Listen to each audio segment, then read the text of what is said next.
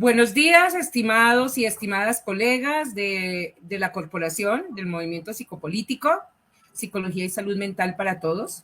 En el día de hoy, nuevamente nos encontramos con otro colega de la Corporación como invitado especial y nos encontramos desde Puerto Tejada, Cauca, con el colega Fabio Hurtado Gracia. Buenos días, colega.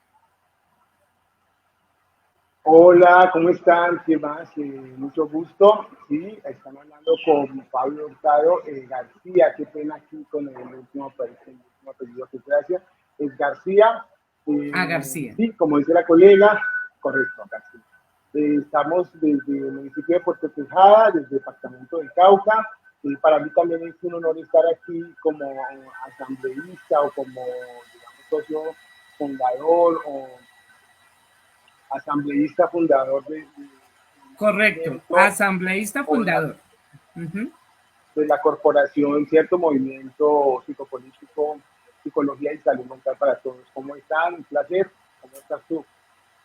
Muy bien, gracias. Aquí iniciando esta labor de contigo de la entrevista más personalizada que como hemos dicho, desde la parte comunicacional estamos haciendo estas entrevistas mucho más personalizadas con cada uno de los miembros de la asamblea fundadora, con el propósito que tanto la base gremial como los demás colegas que se encuentran con nosotros podamos conocer un poco más en el sentido humano y experiencial que tiene cada uno de nuestros compañeros en esta corporación.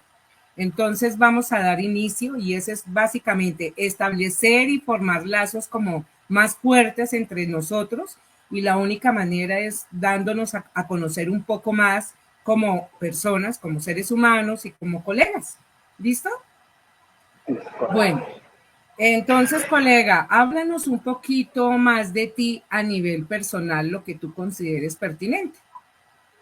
Vale, mira, entonces Fabio, ¿quién es Fabio? Fabio es un ciudadano, es cierto, formado, digamos, de forma profesional, formado en psicología, con una trayectoria vasta en todo lo que tiene que ser las organizaciones de base, desde joven, estado en Fabio, discúlpame, yo te voy a interrumpir porque tu volumen, tu audio se va y viene. No sé si es que estás lejos del micrófono o qué pasa. No, estoy aquí cerca. ¿Será porque es así o lo pondré aquí No, altavoz? Pero se cuela mucho no. ruido. Ah, ya, no, el ruido no se escucha, sino que se va a veces como se va y se viene. Pero dale, Sonido, sigue a sí, ver. el audio. Bueno, entonces retomo. Entonces, Fabio Hurtado García, digamos, nace en la ciudad de Cali, por cosas de la vida y de situaciones de mis padres. Venimos al puerto ya en el año 90. Bueno, desde mi estadía acá y digamos que el desarrollo de pubertad de juventud, yo he sido una persona que le ha gustado mucho las organizaciones, los procesos de base. Desde joven empezábamos caminando como WAPROC, que es una organización que recoge organizaciones afrocolombianas o afrodescendientes del norte del departamento del Cauca. Ahí hemos hecho escuela en todo lo organizacional, pero también hemos hecho formación en lo que tiene que ser la legislación de la población afrodescendiente, de la ley 70, del reconocimiento de los procesos, de los consejos comunitarios, cómo fue dando su auge y cómo ha sido esta parte evolucionado de este proceso a lo que es el día de hoy. También, pues, Fabio es una persona formada en psicología, con experiencia ya cercana a los 10 años, y en esta experiencia me he movido en diferentes sectores, como la docencia para formación a personas que asumen también una responsabilidad que es bien grande, que es la atención a la primera infancia. Por allí hemos estado aportando desde la psicología, desde nuestro saber y experiencia. También me he movido en la parte social, he trabajado por la parte social, he trabajado gran parte también en lo que es todo lo psicosocial, digámoslo, en contextos psicosociales para programas estatales como Estados Unidos, que buscan la superación de la pobreza extrema. Hemos trabajado para programas con IPS. Bueno, en este sentido nos hemos movido, o me he movido bastante por estos sectores, aprendiendo y, por supuesto, incorporando procesos, vivencias que también me hacen o me han impulsado a estar en esta corporación movimiento político, porque también lo que buscamos es, a partir de esas vivencias, también la dignificación de la situación laboral de los psicólogos, hombres o mujeres del país. En la actualidad, pues, por ejemplo, estoy, digamos, viviendo experiencias nuevas, como por ejemplo poder trabajar de una forma como no habitualmente, más quieta, más de ser un centro de reconocimiento para profesores. También nos estamos, seguimos moviéndonos con este en el momento, pues el trabajo social ha hecho parte de mi carrera el trabajo social, y la atención psicoterapéutica, que también pues particular, privada, pero también hemos caminado por este sector. ¿Han caminado por qué? La última partecita no se escuchó bien. Por la parte psicoterapéutica, digamos la atención No. privada. Sí, ok. Como independiente. Correcto. Listo. Bueno, colega, cuéntanos en qué universidad te graduaste tú. Bueno, mira, yo, aquí algo bien interesante, yo me he movido siempre en la parte humanística, y pues como primera instancia quería ser jurídico, estudiar derecho. De hecho, es algo que todavía no he descartado, ¿cierto? Pero en el momento en el que entro, decido estudiar, pues ya era padre de familia, tenía una hija, una responsabilidad ya, digamos, de hogar, y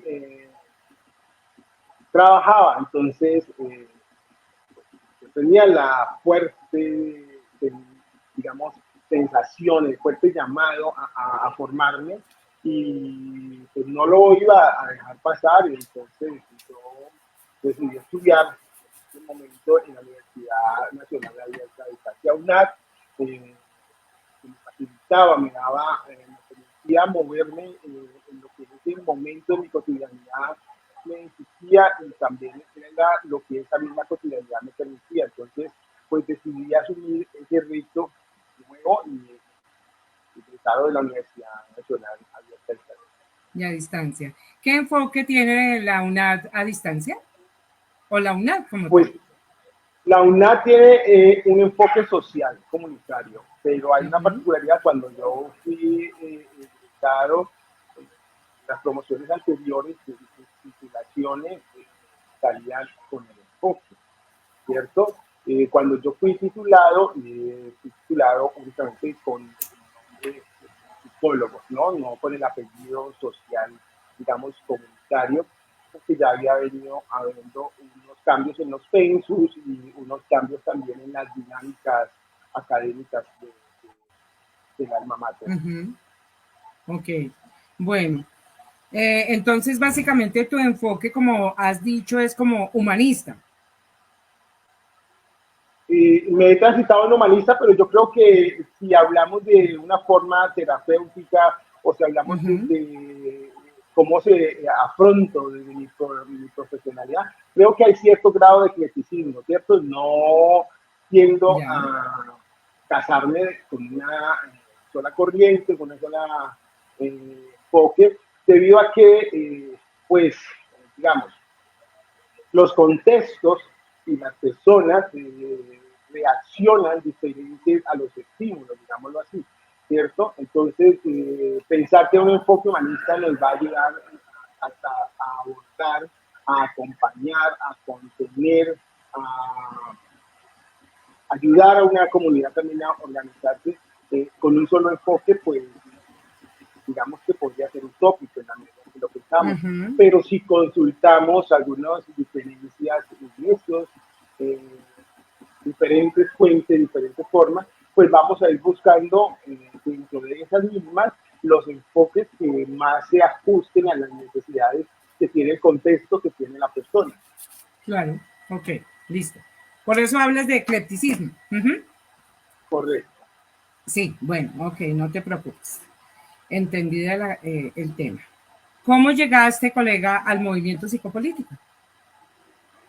Bueno, mira que estábamos, creo que pasando pandemia en ese momento, y yo en ese tiempo aproveché, porque otra de las cosas que tengo que decir es que soy muy autodidacta y me gusta estar mucho en procesos de formación, de estar en conferencias y esas cuestiones, porque pues es una forma de estar al día, pero también es una forma de tener contacto, digámoslo, de la forma política, tener contacto con esa otra humanidad, cómo se piensa, cómo se está sintiendo, cómo lo que está haciendo de alguna manera le hace sentir esa tranquilidad, esa satisfacción porque está aportando al desarrollo, está aportando al ejercicio político, digámoslo así, de sus territorios y contextos. Y entonces en ese orden de ideas, pues yo en ese momento miraba muchas conferencias, muchos espacios, ya que me dedicaba una buena cantidad de tiempo eh, a lo que era Facebook, pero no para ver videos, chistes, sino que era para estar, salía a una conferencia, entraba en otra. Y en uno de esos momentos aparecía la publicidad en Facebook que decía noticiero de salud mental, que en el momento era dirigido por nuestro gran amigo, compañero pues, Germán Musaza. Entonces, decidí aquí una vez, tuve, interactué, inclusive ese mismo día hablé, me acuerdo mucho con el compañero Andrés, con Germán con César, y bueno, por ahí mismo me compartieron como un contacto para estar en WhatsApp para tener esa comunicación y saber las publicaciones, y así me enrolé, digámoslo así. Desde ahí Ok, esa fue mi primera vez, y de ahí quedé enrolado en el proceso, estando, participando, y pues, todo lo que ha venido haciendo es como uno fortaleciendo y dos, ha seguido despertando ese deseo que emerge de mí de una forma, digámoslo, genuina, está aquí conmigo, de estar como constante en la formación, pero también constante en el contacto con otros y otros. ok.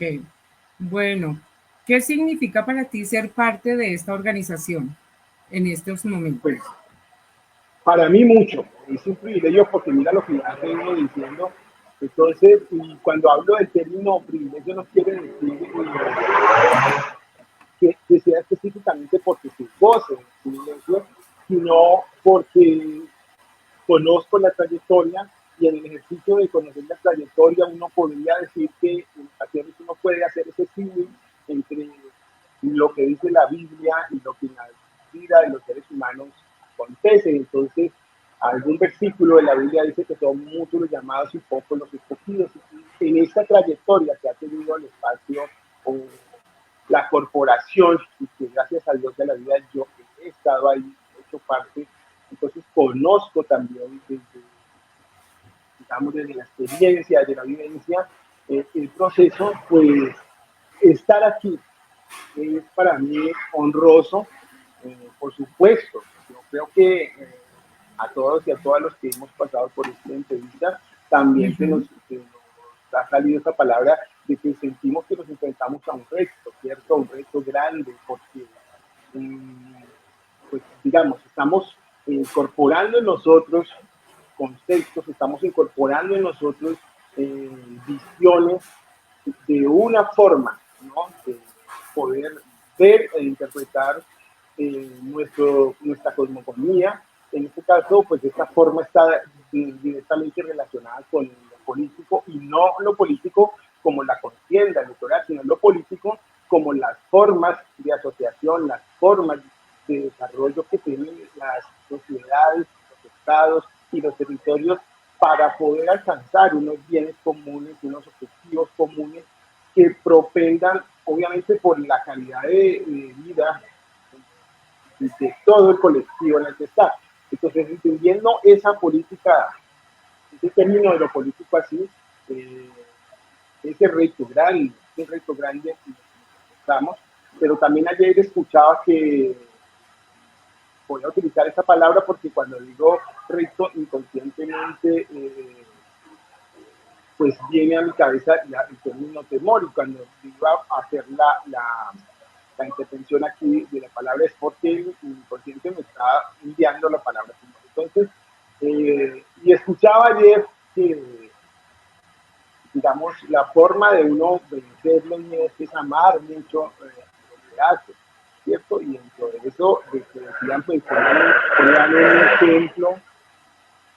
ponían un ejemplo, que era que, digamos, tú tienes, o tú estás en un edificio acá y al frente ves que hay un niño que está desubicado, desorientado y que se va a casi que a caer del edificio, tú puedes tener mucho temor de movilizarte, mucho temor de pronto, si hay una forma de pasar, puedes tener a las alturas, pero el amor al ser humano, el amor a la vida del otro, hace que ese miedo ¿cierto? Se disipe para entrar en acción y poder de alguna manera salvaguardar la vida de ese menor. Entonces llegaban a la conclusión de que el amor es una de las formas de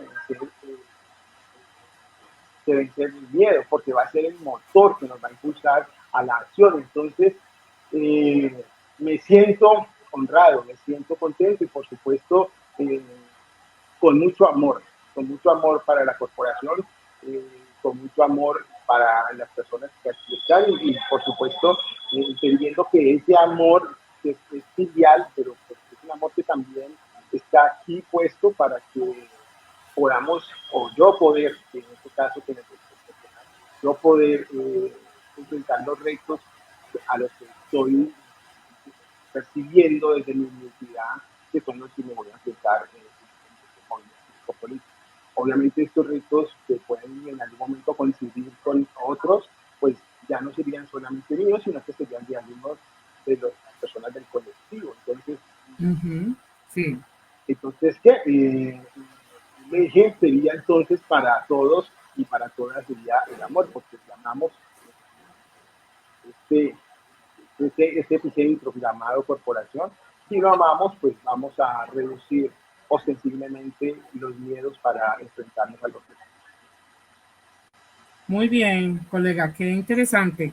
Bueno, Fabio, cuéntanos en este momento, ¿qué opinión tienes tú en este momento de la situación actual en tu región de los profesionales en psicología a nivel laboral? Es que es un tema muy interesante, yo creo que es un tema que nos daría para mucho. Y yo, por ejemplo, escuchaba la grabación de las ponencias que yo tiene en la Cámara con respecto a la erradicación de la ley para hablar de lo de salud mental y escuché intervenir varios profesionales, entre ellos, o la mayoría colegas de los cortes. Y digamos que si hablamos desde nuestros contextos, en el caso de Cotejada, que está al norte del departamento del Cauca, que es un municipio que es 99.9% de población afro, pues no es ajeno a que este municipio en algún momento de su existencia, y lo podemos decir ahora, ha habido luchas y movimientos, ha estado en esa lista de deudas históricas que tiene un Estado para con los territorios y no porque les tenga que suministrar riqueza, sino porque no les provee de alguna manera de, digamos, los elementos básicos para el desarrollo. Y estos elementos estaba la educación, ¿cierto? Entonces, tener los pueblos limitados de la educación es tener los pueblos limitados de la universidad, digamos, vamos a filosofar un poco, tenerlos limitados de la universidad. Y ya cuando se ha permitido el acceso a la educación y que las personas puedan ser profesionales, ¿cierto? Lo que se mira es, de alguna manera, no sé si este término quede bien, pero lo voy a poner un poco, es como un menosprecio por el ejercicio de la profesión de las personas que no se les da de alguna manera la relevancia que esta tiene. Y cuando digo que no se le da la relevancia que esta tiene, me refiero a una forma holística, no se le da la relevancia al alcance que pueda tener los procesos, ¿cierto? Muchos procesos que están ligados a la psicología, al trabajo social, antropología, y que están muy ligados a proyectos, que están muy ligados a programas, digamos que no tienen esas aristas de alguna manera tan claras para que el ejercicio de encontrarse con una sociedad y con una persona y con un territorio que de alguna manera puede haber sido víctima, puede estar sufriendo un problema, tenga una continuidad, sea extenso, sino que si llega al territorio o se toca a las personas en este proceso porque hay que cumplir con las metas, porque hay que entregar cierta información, pero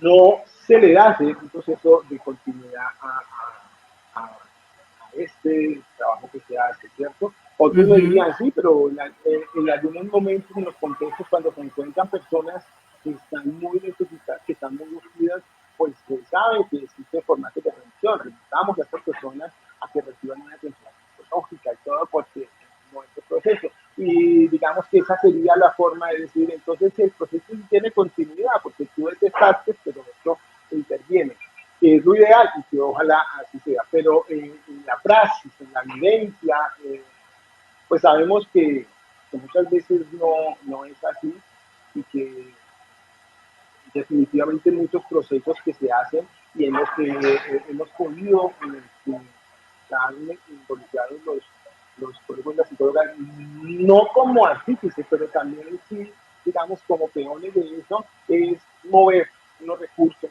hacer que se muevan unos recursos, que se ejecuten unos recursos a partir de unos presupuestos aprobados y entonces pueda que para algunos de los pilares que están en el ejercicio de esos programas o proyectos, lo importante es que se ejecute el presupuesto y no tanto el impacto que esta ejecución del presupuesto tenga en los territorios y en los espacios. Entonces,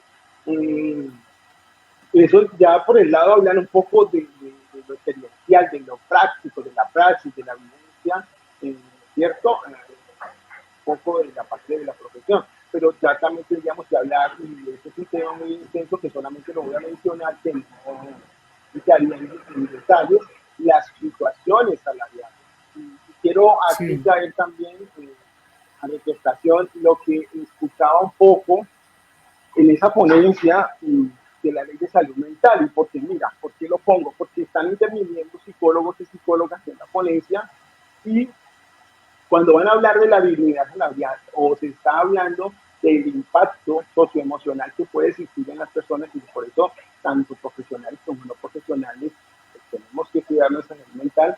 Mira el ejemplo que yo escucho y es que dicen un médico invierte mucho dinero, eh, un médico invierte mucho dinero en su profesión y sale a trabajar para que le paguen 2 millones. La ponencia la hace profesional, que si eran psicología, creo que no.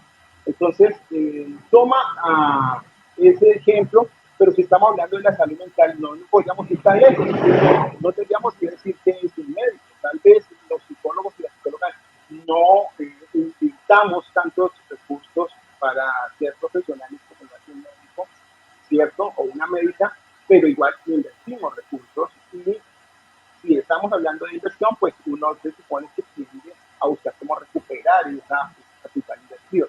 Entonces, el ejemplo era con el médico, no con el mismo psicólogo, con la psicóloga, digámoslo así, que puede perturbar eso, su paz, su salud mental, su tranquilidad, porque, pues porque lo estaban poniendo en el contexto del impacto de la salud mental y es que en relación a digamos, a la generación de recursos, ¿cierto? Recursos sí. económicos. Entonces, miraba yo el video y hacía una pausa ahí y decía, pues mira, estamos poniendo ese ejemplo, pero igual aquí estamos invisibilizando, digamos, hablar de la parte salarial, estamos invisibilizando nuestro gremio porque justamente el ejemplo tiene que ser bonito. tu gremio, que hay personas que invierten mucho tiempo y recursos no a ese nivel y salen con pagos de 800, 1.200.000, de 1.000.000, cuántas cuestiones que decían no querían entrar en detalles y que no entrar en detalles. Digamos que no tengo las argumentos teóricos ahora como para, para entrar en la discusión, pero que sí sabemos que están allí, que son latentes y que desmotivan porque es una profesión como cualquier otra. Pues fíjate que a raíz con lo que tú estás diciendo en términos salariales, me recordé de lo que pasó en el foro. Yo hice la pregunta, yo fui la que mandó por escrito la pregunta de, bueno, ¿y quién regula y qué van a hacer para la regulación de las tarifas de los profesionales en psicología y en salud mental? Como te diste cuenta en esa grabación, finalmente la batuta se la mandaron a Colsi y los representantes de Colsi no dijeron ni efectivamente o esto es algo, una falencia que hay en Colsi, es que ni siquiera lo tomaron, porque después te diste cuenta que a ellos les dejaron en relación al espacio y lo dijo el que estaba ahí interviniendo con la parte educativa y dijo, esto es una labor de Colsi, pero ellos, los representantes que eran Garavito, a quien hemos tenido también en el noticiero, y la otra señora que era toda la parte docente e investigativa, no dijeron absolutamente nada, ni nombraron. Y ese, efectivamente, esa es quien regula el tema por experiencia, por conocimientos, por especialidades y todo, es Colsi, pero ellos no se meten en nada de ese tema, ni les interesa. Es más, a ellos realmente el interés de ellos es más la docencia, ¿no? Generar capacitaciones, y pues es que realmente el talento humano que conforma Colsi está conformado por gente que tiene mucho conocimiento y transmiten a través de cursos, foros, talleres y pues su retribución económica pues deja para ellos una satisfacción, pero el fin común o colectivo para los psicólogos no lo hay. Y por eso todo lo que tú manifiestas y se vienen manifestando a través de los diferentes colegas que han estado en estas entrevistas. Falta un ente que regule, que no genere la explotación laboral, que no genere cuantos colegas que no están trabajando en una carrera que les costó años, pestañas, esfuerzos económicos y personales, o que si van y trabajan, tienen es que regalar su trabajo porque como no hay una regulación, obviamente son atropellados, son explotados laboralmente y muchas veces, como yo he conocido muchos colegas, porque pues gracias a Dios, cuando yo trabajaba como dependiente, nunca me pasó, pero sí conocí muchos colegas que en esta profesión trabajaban por prestación de servicios y al final las ONGs que trabajaban y les operaban a ICBF, a Secretaría de Integración Social y a otras entidades gubernamentales, no les pagaban y se declaraban en quiebra y iban y se borraban del mapa y después iban y cambiaban razón social y nuevamente ofertaban sus servicios con los mismos, como operadores y a esos profesionales los dejaban sin pagas. O sea, son muchas cosas, ¿no? Pero como no hay un ente y a través de la historia, porque la profesión en Colombia no es de 20 años, ya lleva por lo menos unos 50 años y era ya más que suficiente un tiempo donde ya tuviera una regulación, pero hasta el momento no ha ocurrido. Al hacer la pregunta en ese foro, esperaba por lo menos una respuesta, pero la única respuesta que nos dieron era, ese es un tema de Colsi, y Colsi se quedó callado. Entonces, no da realmente como planteado desde ese punto, en lo que tenemos hoy en día, no da como un horizonte positivo. Sí, un horizonte positivo, que nos toca a nosotros definitivamente, es una realidad. ¿Mm? Bueno, colega, La penúltima pregunta, ¿qué opinión tienes en relación a la salud mental de la región en la que tú te encuentras? Que nos gustaría porque pues es una región periférica donde de la que conocemos muy poco, digamos, en estas ciudades, llámese Bogotá, Medellín, Cali, ¿sí? Pero que tú tienes esa oportunidad de ser allá un colega que está hombro a hombro con la comunidad y con todo lo que has vivido y lo que te ha tocado también a ti. ¿Qué has visto? ¿Cómo encuentras la salud mental de las personas allá en Puerto Tejada y a sus alrededores? Vale, importante esa pregunta, porque sabemos todos y todas que hablar de salud mental pues, no es remitirnos exclusivamente Se nos está yendo el volumen. acá está, ya mejora. Sí. Eso, entonces, retomo acá, decía, es interesante esta pregunta porque sabemos todos y todas que hablar de salud mental no nos remite únicamente a diagnósticos psicopatológicos, ¿cierto? Que nos van a poner en contexto como se ha pensado o se ha pensado por mucho tiempo en la sociedad, digamos, el abordaje de la salud mental. Esa salud mental tiene que ver con una forma que es mucho más integral y mucho más amplia, porque promueve el bienestar holístico de las personas. Y en esa dirección decide entonces que territorios que se han sido excluidos y marginados, la salud mental tienen tipos de problemas, tiene problemas muchas veces en la resolución de conflictos, tiene problemas en el afrontamiento de las crisis, tiene problemas en, en los espacios que cumplan o con políticas que cumplan, digamos, lo establecido en la ley. Y con esto que quiero decir, bueno, si tenemos una ley de infancia y adolescencia, pues debería regularse política para el bienestar de la infancia y adolescencia. Aquí tenemos ley de juventudes, deben regularse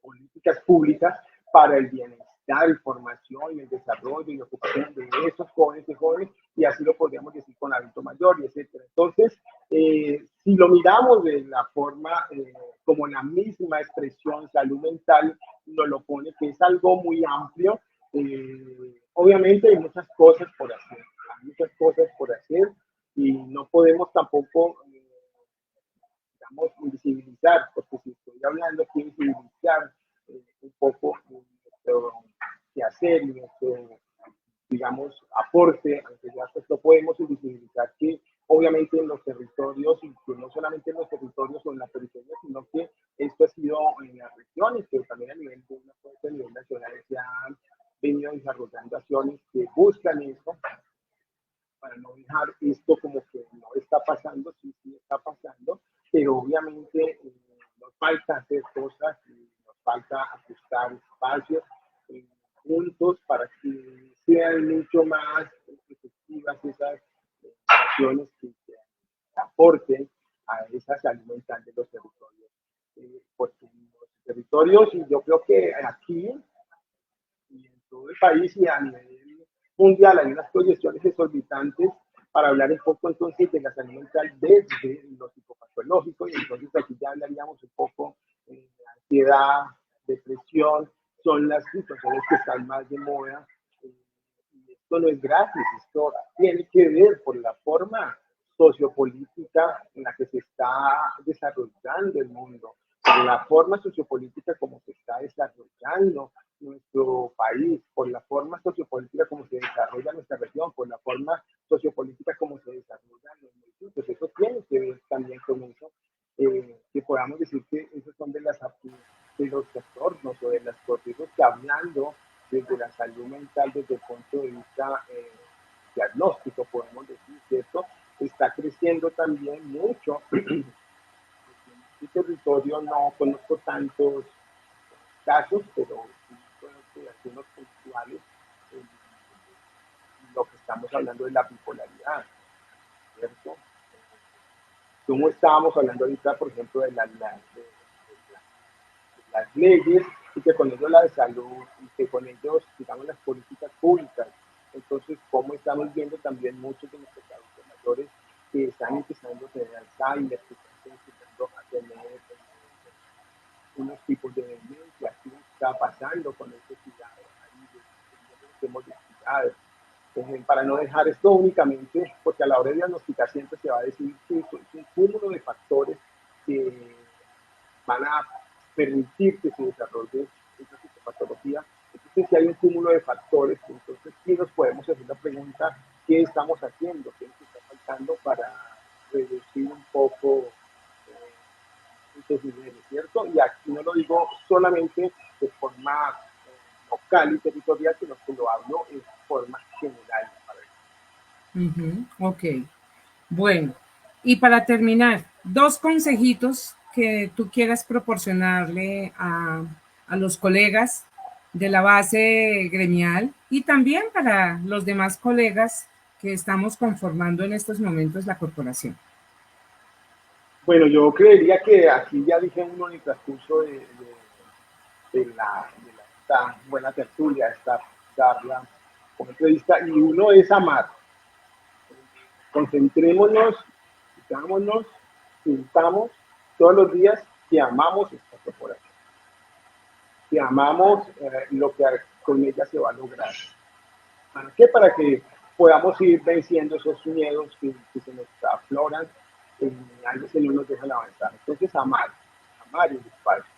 Y el segundo, no sé si fuera un consejo, pero el segundo tiene que estar direccionado a, bueno, la alimentación, a la cohesión, eso es muy importante, pero algo que se nos dice siempre cuando estamos saliendo de los procesos formativos académicos universitarios es que, pues, digamos, no es tener un título, no es tener una maestría y ya está. Tenemos que seguir formándonos, tenemos que seguir aprendiendo y no solamente aprendemos desde la literatura ya eh, desarrollada en los libros, sino que también las vivencias, los propios espacios y los propios territorios también nos van a hacer de mucha aporte académico para nuestro crecimiento profesional y personal.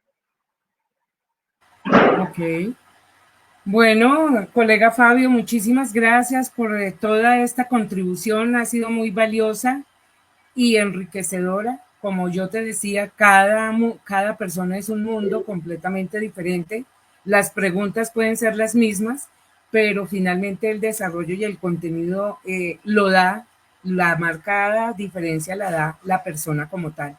Por eso nos basamos en todo esto, es en la experiencia de cada uno como persona, como profesional, y nos lleva a cada uno a unas dimensiones muy diferentes, pero igual de enriquecedoras todas y cada una. Te quiero agradecer muchísimo por este espacio. Ha sido muy rico poder hablar contigo, apreciar un poco más la persona que eres y lo profesional que también eres. Te quiero agradecer muy especialmente por haber brindado un espacio de tu tiempo libre para poder llevar a cabo y completar este propósito. Muchísimas gracias. No, aquí también, colega, muchas gracias. Muy ameno el espacio. Creo que también eso hace que uno pueda sentirse la libertad de expresarse más cómodo, más. Entonces, aquí también gracias por ser y estar en este espacio. Y vamos para las bendiciones para todos. Así es. Muchísimas gracias, colega, y que tengas un feliz día, resto de día. A todos los demás colegas, muchísimas gracias y no se les olvide, en diferido vamos a encontrar esta como las demás entrevistas en la página de la corporación. Que tengan una feliz tarde. Fabio, muchísimas gracias y que tengas un feliz día. Muy amable. Hasta luego.